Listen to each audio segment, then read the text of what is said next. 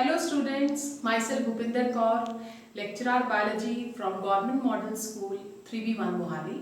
Dear students, we have completed our 2 chapters. Now we will start the 3rd chapter, that is plant kingdom. I have told you about the Whittaker 5 kingdom system of classification. R.H. Whittaker divided all the living organism into 5 kingdoms. Kingdom Monera, Kingdom Protista, Kingdom Fungi, Kingdom Plantae and Kingdom Animalia. And we have discussed in detail what is Kingdom Monera and Kingdom Protista and Kingdom Fungi. And today we will start the 4th kingdom, that is the Kingdom Plantae. Now in Kingdom Plantae, which type of organisms they are grouped together? Kingdom Plantae में students aquatic और terrestrial forms दोनों ही grouped की गई हैं और Kingdom Plantae के अंदर हम पढ़ेंगे students algae, हमने क्लासिफिकेशन जो है स्टडी करनी है किंगडम प्लांटी की और इसमें मैं बहुत अच्छी तरीके से तुम्हें क्लासिफिकेशन डिस्क्राइब करूंगी जिसमें तुम्हें हर एक ग्रुप का जो मेजर कैरेक्टरिस्टिक्स है वो भी क्लियर हो जाएगा। सो ये ऑर्गेनिजम्स हैं हमने स्टडी करने हैं algae, bryophytes, pteridophytes, gymnosperms and angiosperms. So ये ऑर्गेनिजम्स जो है these are placed in kingdom Plantae. पहले स्टूडेंट्स किंगडम प्लांटी के अंदर जो है blue green algae they were placed, Protista and fungi they were also placed in the kingdom Plantae, but R.H. Whittaker separated blue green algae from kingdom Plantae और blue green algae को किस में place किया गया है? Kingdom Monera में place किया गया है।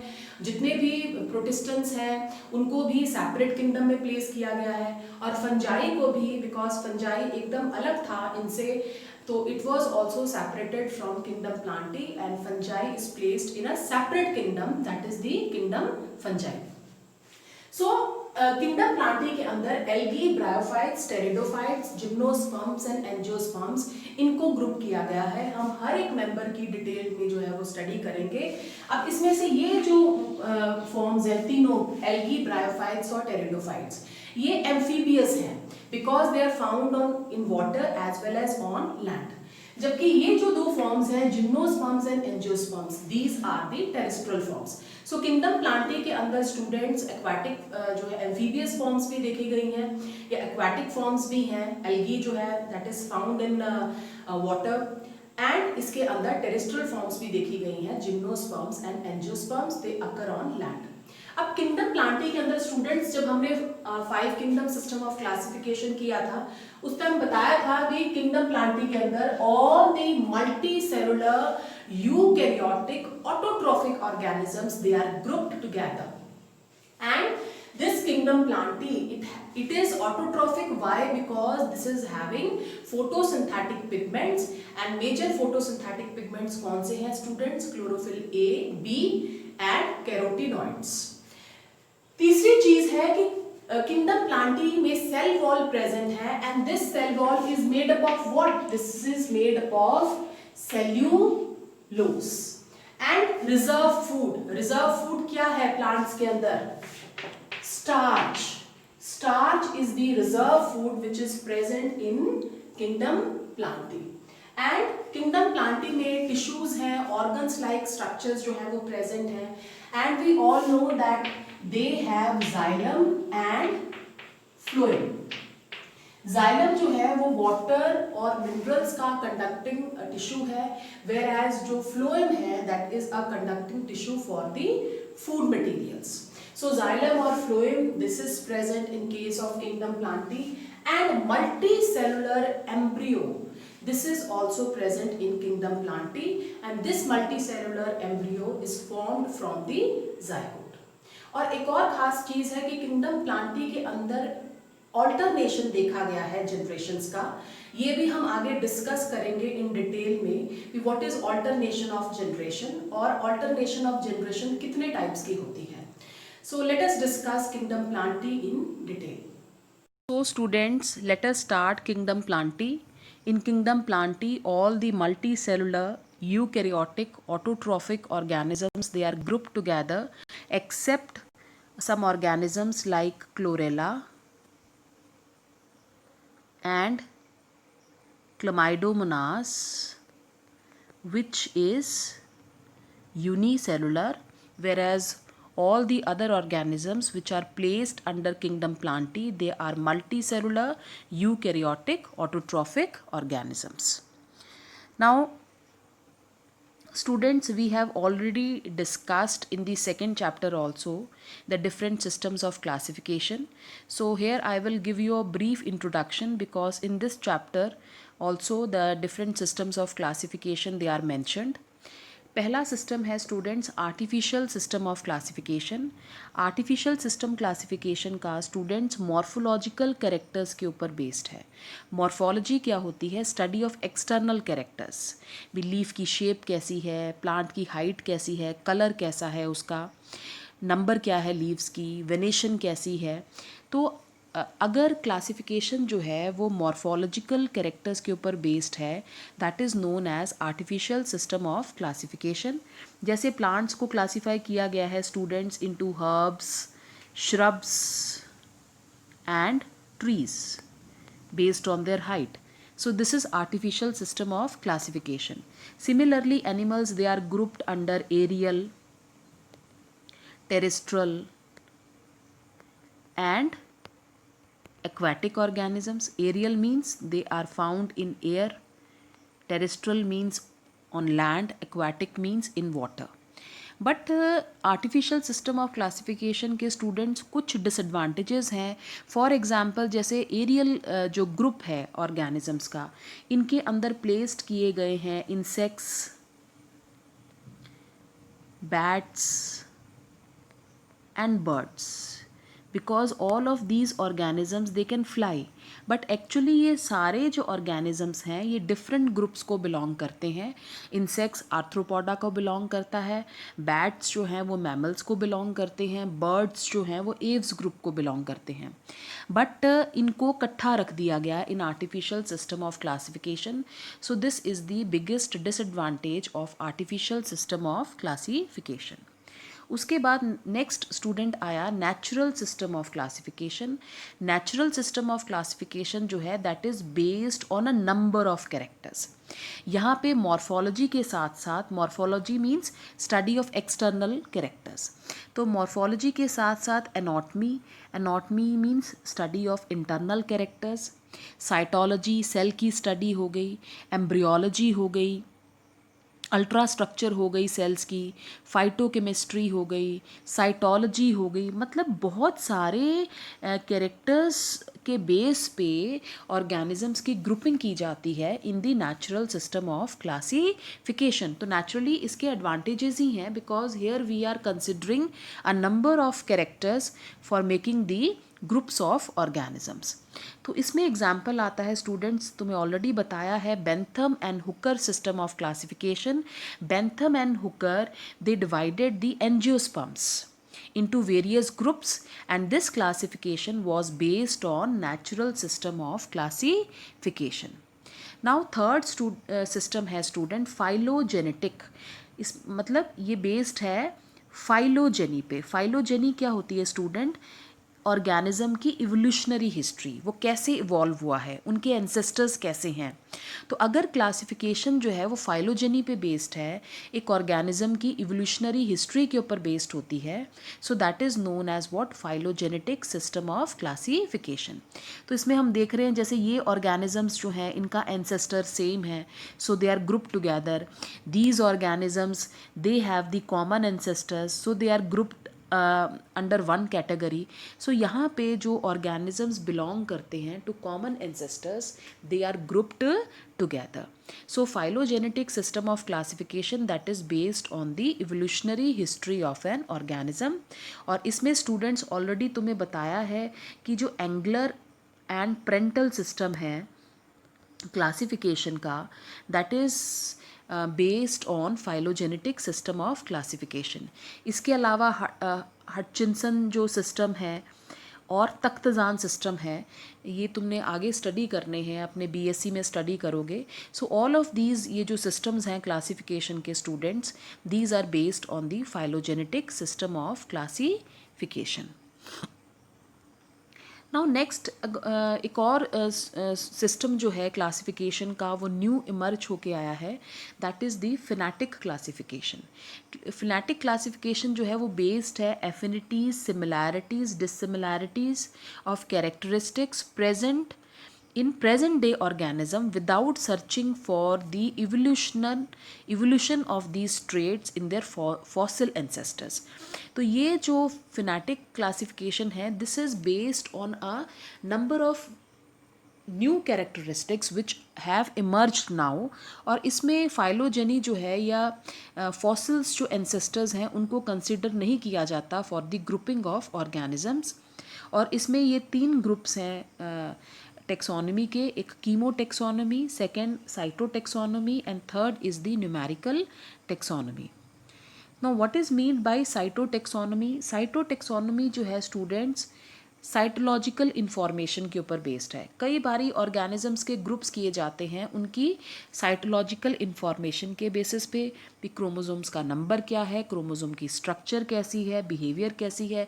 जैसे जितने भी ह्यूमन बींग्स हैं they are group together because we all have 46 chromosomes. Apes जो हैं उनका अलग ग्रुप बनाया गया है because they have different chromosome number. तो यहाँ पे क्रोमोसोम नंबर्स या स्ट्रक्चर के बेसिस पे ग्रुपिंग की गई है. This is known as cytotaxonomy. Chemotaxonomy जो है स्टूडेंट्स वो केमिकल कंस्टिट्यूएंट्स के ऊपर बेस्ड होती है कि किस तरीके के केमिकल मटेरियल्स जो हैं वो प्रेजेंट हैं within the plant body. उसके बेसिस पे ऑर्गेनिजम्स की या प्लांट्स की ग्रुपिंग की गई है. For example presence of calcium oxalate crystals जिसको रिफाइड्स कहते हैं, तो they are present in 35 families and all these 35 families they are group together. तो रिफाइड्स की प्रेजेंस पे इन सभी फैमिलीज़ को जो है वो इकट्ठा रखा गया है. तो यहाँ पे एक केमिकल कंस्टिट्यूएंट के बेसिस पे हमने प्लांट्स को ग्रुप टुगेदर किया है. This is known as chemotaxonomy. Third group है students numerical taxonomy. Numerical taxonomy में यहाँ पे हम कंप्यूटर्स की हेल्प लेते हैं और ये बेस्ड होती है ऑब्जर्वेबल कैरेक्टर्स पे. यहाँ पे मैक्सिमम हम जितने कैरेक्टर्स ले सकते हैं, काफ़ी कैरेक्टर्स को कंसिडर किया जाता है और हर एक कैरेक्टर को बच्चों कुछ नंबर्स या कोड्स असाइंड कर दिए जाते हैं. And with the help of computers, जैसे कोई एक ग्रुप है, प्लांट है, उसको उसके हंड्रेड्स ऑफ कैरेक्टर्स स्टडी किए, दूसरा जो प्लांट है उसके काफ़ी characters, hundreds of characters study किए. अब उनकी मैचिंग की जाएगी. हर एक कैरेक्टर को जो है उन्होंने नंबर या कोड असाइन किया गया है. अब with the help of computers matching की जाएगी भी कितने कैरेक्टर्स उनके मैच होते हैं. सपोज 100 कैरेक्टर्स में से 90 या 99 कैरेक्टर्स अगर उनके मैच हो रहे हैं, so they will be grouped together. So numerical taxonomy में with the help of computers organisms की ग्रुपिंग जो है वो की जाती है and here a number of characters they are taken into consideration. So student, this was all about the different systems of classification and the various taxonomy categories. Next student, अब हमने plant kingdom की classification करनी है, very important. और मैंने classification कुछ इस तरीके से मेंशन की है ताकि तुम्हें हर एक ग्रुप का मेजर जो कैरेक्टर है वो तुम्हें पता चल सके. अब देखो किंगडम प्लांटी जो है वो स्टूडेंट 2 मेजर पार्ट्स में डिवाइड की गई है. यहाँ पे शो किया गया है नॉन एम्ब्रियोफाइट्स और एम्ब्रियोफाइट्स. ये ध्यान से समझना स्टूडेंट्स, नॉन एम्ब्रियोफाइट्स, नॉन का मतलब एब्सेंट. इनमें एम्ब्रियोनल स्टेज एब्सेंट है, इनमें एम्ब्रियो स्टेज प्रेजेंट है. एम्ब्रियोनल वर्ड यूज करो या embryo. So embryo stage here it is absent and here it is present. अब एम्ब्रियो क्या होता है स्टूडेंट? एम्ब्रियो जो है वो एक मल्टी सेलुलर स्ट्रक्चर है जो कि फ्यूचर प्लांट बॉडी बनाता है और ये एक्चुअली किससे फॉर्म्ड होता है? It is formed from the zygote. So non embryophytes में एम्ब्रियो स्टेज एब्सेंट है और एम्ब्रियोफाइट्स में एम्ब्रियो स्टेज प्रेजेंट है. नॉन एम्ब्रियोफाइट्स में कौन सा ग्रुप आ रहा है स्टूडेंट? एल्गी जो है, एल्गी जो है that is a non embryophyte. Means हम एल्गी का जब कैरेक्टर्स करेंगे तो वहाँ पे मैं तुम्हें बताऊंगी भी इनमें एम्ब्रियो स्टेज एब्सेंट है. सेकेंड है स्टूडेंट्स एम्ब्रियोफाइट्स। अब देखो एम्ब्रियोफाइट्स को दो ग्रुप्स में डिवाइड किया गया है, यहाँ पे दिखाया गया क्रिप्टोगेमी एंड फेनीरोगेमी। अब ये क्रिप्टोगेमी क्या है स्टूडेंट? क्रिप्टोगेमी दो वर्ड्स को यूनाइट करके बना है, एक है क्रिप्टोज और दूसरा है प्लस गैमी। अब इनको बच्चे इनका स्क्रीनशॉट ले लो और उस साइड बाय साइड जो है वर्ड्स के मीनिंग भी लिखो। तुम्हें क्रिप्टोज का मतलब होता है हिडन, गैमी गैमोज, गैमोज मतलब होता है मैरिज। अब मैरिज यहाँ पे किसको कहा गया है? सेक्स ऑर्गन्स को कहा गया है। तो क्रिप्टोज का मतलब हिडन, इनके जो सेक्स ऑर्गन्स हैं या जो मैरिज है दैट इज़ हिडन।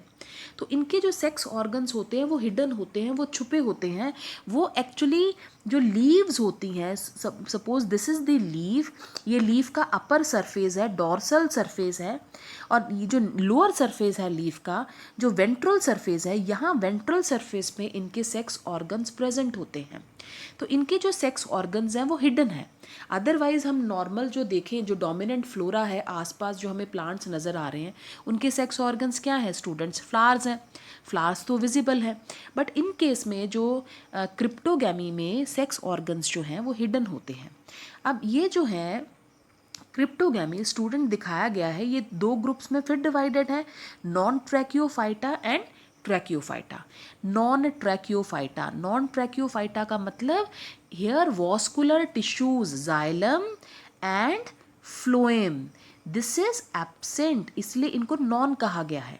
ट्रैकियोफाइट्स, ट्रैकियो वर्ड जो है वो जाइलम और फ्लोएम से इमर्ज हुआ है, तो इनमें जाइलम और फ्लोएम एब्सेंट है। ट्रैकियोफाइटा में जाइलम और फ्लोएम प्रेजेंट है। सो क्लियर हो गया स्टूडेंट? तो यहाँ पे देखो नॉन ट्रैकियोफाइट्स में कौन से ऑर्गेनिजम्स हैं? ब्रायोफाइट्स। और ट्रैकियोफाइट्स में क्या है? टेरिडोफाइट्स। सो अगर तुमसे कोई ये पूछते हैं वॉस्कुलर क्रिप्टोगैम्स कौन से हैं, अब देखो ट्रैकियो वर्ड जो है ना, जाइलम और फ्लोएम के लिए हम ये वर्ड भी यूज़ करते हैं वॉस्कुलर। क्या यूज़ करते हैं वर्ड? वॉस्कुलर। सो अगर तुम्हें कहा जाता है व्हाट आर वास्कुलर और वॉस्कुलर क्रिप्टोगैम्स, तो वॉस्कुलर क्रिप्टोगैम्स कौन है? जिनके अंदर जाइलम और फ्लोएम प्रेजेंट है, तो वो क्या एग्जाम्पल तुम लिखोगे उसमें? टेरिडोफाइट्स। अगर तुमसे कोई पूछता है what are non vascular cryptogams, तो नॉन वॉस्कुलर क्रिप्टोगैम्स क्या है? ब्रायोफाइट्स है। क्यों? क्योंकि इनमें जाइलम और फ्लोएम क्या है? एब्सेंट है। सो स्टूडेंट ये वर्ड तुम्हें क्लियर हो गया क्रिप्टोगैमी, बिकॉज ये जो मीनिंग है तुम्हें स्टूडेंट्स किसी भी बुक में नहीं मिलेंगे, ये जो हम पढ़ा रहे हैं उसी के बेसिस पे तुम्हें ये तुम अंडरस्टैंड कर सकते हो, इसलिए ध्यान से लेक्चर को सुनो। सो क्रिप्टोगैमी में सेक्स ऑर्गन्स हिडन है। अब सेकंड वर्ड है स्टूडेंट फेनीरोगैमी। अब अगेन गैमी मीन्स मैरिज या सेक्स ऑर्गन्स हम यहाँ पे कहेंगे, तो फेनीरोस का मतलब है विजिबल। तो यहाँ पे जो सेक्स ऑर्गन्स हैं they are visible and they are divided into two groups, gymnospermae and angiospermae. अब जिम्नोस्पर्मी, स्पर्मी का मतलब होता है स्टूडेंट सीड्स, जिम्नोस का मतलब नेकेड, सीड्स जो हैं वो नेकेड हैं, सीड्स एक्सपोज्ड हैं, सीड्स दिखाई दे रहे हैं। एंजियोस्पर्मी का मतलब होता है, एंजियोस का मतलब होता है केस, स्पर्मी मतलब सीड्स, यहाँ पे सीड्स जो हैं वो किसी के अंदर हैं, केस के अंदर है, सीड्स जो हैं यहाँ पे फ्रूट्स के अंदर हैं, जबकि जिम्नोस्पर्म्स में सीड्स जो हैं वो नेकेड हैं, वो एक्सपोज्ड हैं। सो ये सारे जो ग्रुप्स हैं students, algae, bryophytes, pteridophytes, gymnosperms, angiosperms, these are the various groups which are placed under kingdom Plantae. और हमने देखो सभी हमें मेजर कैरेक्टर्स पता लग गए भी, एल्गी के अंदर एम्ब्रियो स्टेज एब्सेंट है, बाकियों के अंदर हम पढ़ेंगे एम्ब्रियो स्टेज प्रेजेंट है, क्रिप्टोगैमी में सेक्स ऑर्गन्स हिडन होते हैं, ब्रायोफाइट्स में वॉस्कुलर टिश्यूज़ एब्सेंट हैं, टेरिडोफाइट्स में वॉस्कुलर टिश्यूज़ प्रेजेंट हैं बट सेक्स ऑर्गन्स हिडन हैं, एम्ब्रियो स्टेज प्रेजेंट है, जिम्नोस्पर्म्स में सीड्स जो हैं वो नेकेड हैं और विजिबल सेक्स ऑर्गन्स प्रेजेंट होते हैं, और एम्ब्रियोफाइट्स हैं ये, एम्ब्रियो स्टेज प्रेजेंट है। एंजियोस्पर्म्स में क्या है, जो सीड्स हैं they are within fruits, their sex organs they are also visible, and the embryo stage that is present. So this was the classification of kingdom Plantae. Now before starting students the various groups, हमने ये सभी groups जो हैं वो 1 bye 1 study करने हैं, but इससे पहले क्योंकि हमने हर एक ग्रुप की जो है वो लाइफ साइकिल स्टडी करनी है, तो आई थिंक मैं तुम्हें जो ऑल्टरनेशन ऑफ जनरेशन क्या होता है वो क्लियर करवाऊंगी, what is mean by alternation of generation. अब स्टूडेंट ऑल्टरनेशन ऑफ जनरेशन को सबसे पहले डेमॉन्स्ट्रेट किया था हॉफमिस्टर ने। अब life cycle of a plant that is known as alternation of generation. अब प्लांट्स की लाइफ साइकिल में स्टूडेंट 2 फेजेस आते हैं। एक ध्यान से समझो, एक होता है हैप्लॉयड फेज, एन हम वर्ड यूज़ करते हैं हैप्लॉयड के लिए, और एक होता है डिप्लॉयड फेज। जो हैप्लॉयड फेज है उसको स्टूडेंट हम गेमिटोफाइट भी कहते हैं, that is known as gametophyte. और जो डिप्लॉयड फेज है स्टूडेंट उसको हम क्या कहते हैं, स्पोरोफाइट। क्लियर हो गया। सो प्लांट की लाइफ साइकिल में 2 फेजेस आ रहे हैं, एक है हैप्लॉयड गेमिटोफाइट और दूसरा है डिप्लॉयड स्पोरोफाइट। और ये दोनों फेजेस प्लांट की लाइफ साइकिल में ऑल्टरनेट करते हैं, कभी गेमिटोफाइट आता है तो कभी स्पोरोफाइट आता है, कभी स्पोरोफाइट आ रहा है तो कभी गेमिटोफाइट आ रहा है। So both the phases they are alternating with one another, this is known as what, alternation of generation. दोनों ही मल्टीसेलुलर हैं। जो अब नेक्स्ट, अब ये दोनों फेजेस कैसे वर्क कर रहे हैं वो हम इस डायग्राम से क्लियर करते हैं स्टूडेंट्स। ये देखो स्टूडेंट, दिखाया गया है gametophyte that is haploid and sporophyte this is diploid. ये तुमने याद रखना है, गेमिटोफाइट हैप्लॉइड है, स्पोरोफाइट दैट इज डिप्लॉयड। अब देखो स्टूडेंट, गेमिटोफाइट हैप्लॉइड है और उसने बनानी है गैमीट्स। अब अगर वो हैप्लॉइड है तो गैमीट्स के अंदर जो क्रोमोसोम नंबर है वो भी क्या है, एन होगा। तो यहाँ पे स्टूडेंट कौन सी डिवीज़न होंगी, हमने सेल साइकिल पढ़नी है डिटेल में। अब मैं थोड़ा सा तुम्हें बताती हूँ स्टूडेंट की जो सेल साइकिल है या सेल डिविजन्स जो होती हैं वो 2 टाइप की होती हैं। एक होती है माइटोसिस, ये ध्यान से समझ लो, एक है माइटोसिस और दूसरी है मियोसिस। माइटोसिस है स्टूडेंट इक्वेशनल डिवीजन, जब डिवीजन के बाद क्रोमोसोम नंबर सेम रहेंगे, n है तो n रहेगा, 2n है तो 2n ही रहेगा, that is known as what, mitosis. और अगर डिवीजन के बाद क्रोमोसोम नंबर हाफ हो जाते हैं, 2n से n हो रहा है, so that is known as what, meiosis. So clear हो गया, माइटोसिस जो है वो इक्वेशनल डिवीजन है, मियोसिस जो है that is the reductional division. ये हम डिटेल में करेंगे अपने नेक्स्ट चैप्टर्स में। नाउ अब यहाँ पे हम ये लाइफ साइकिल क्लियर करने की कोशिश करते हैं। अब देखो गेमिटोफाइट है, गेमिटोफाइट का वर्क है, काम क्या है, गैमीट्स बनाना। अब गेमिटोफाइट अगर हैप्लॉइड है तो गैमीट्स भी हैप्लॉइड ही हैं, तो नेचुरली यहाँ पे कौन सा डिवीजन हुआ स्टूडेंट्स, माइटोसिस डिवीजन हुआ, इक्वेशनल हुआ, तभी तो गैमीट्स के अंदर क्रोमोसोम नंबर सेम आया as that of the parent one. अब नेक्स्ट क्या होगा, फर्टिलाइजेशन होगी, फर्टिलाइजेशन से जाइगोट बना, जाइगोट से आगे क्या बनेगा, स्पोरोफाइट बनेगा। अब इसके बीच में स्टेज कौन सी आएगी, एम्ब्रियो स्टेज आएगी। एल्गी के अंदर एम्ब्रियो स्टेज एब्सेंट है, बाकी सभी के अंदर एम्ब्रियो स्टेज प्रेजेंट है। सो ये जाइगोट क्या बनाएगा, जाइगोट डिप्लॉयड है तो जाइगोट बना देगा sporophyte, this sporophyte is also diploid. अब ये जो स्पोरोफाइट है ये क्या करेगा स्टूडेंट, स्पोर्स बनाएगा। अब ये स्पोर्स क्या हैं, दीज आर हैप्लॉयड। अब स्पोरोफाइट जो है दैट इज डिप्लॉयड, तो नेचुरली अब यहाँ पे कौन सा डिवीजन होगा, यहाँ पे मियोटिक डिविजन्स होंगे, इसीलिए क्रोमोसोम नंबर जो है वो स्पोर्स में क्या हो जाएंगे, हाफ हो जाएंगे।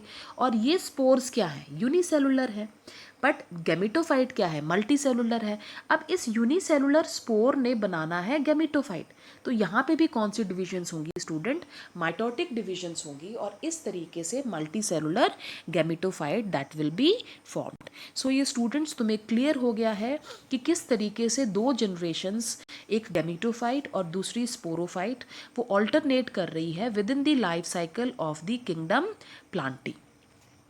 नाउ ऑल्टरनेशन ऑफ जो जनरेशन्स है या जो ये लाइफ साइकिल्स हैं, these are of different types. अब ये कितने टाइप्स की है स्टूडेंट, ऑल्टरनेशन ऑफ जनरेशन जो है दैट इज ऑफ 3 टाइप्स। सबसे पहला है स्टूडेंट हैप्लॉन्टिक लाइफ साइकिल। अब जो हैप्लॉन्टिक लाइफ साइकिल है स्टूडेंट, उसमें जो मेन फेज है प्लांट बॉडी का that is the gametophyte. So main phase क्या है स्टूडेंट इस केस में, that is the gametophyte. Main देखो आप देख रहे हैं कि मेजर फेज जो है लाइफ साइकिल का, that is dominated by the haploid gametophyte, और जो स्पोरोफाइट है that is reduced only in the form of zygote. Sporophyte phase जो है लाइफ साइकिल का वो बहुत छोटा है और वो रिप्रेजेंट हो रहा है only in the form of zygote.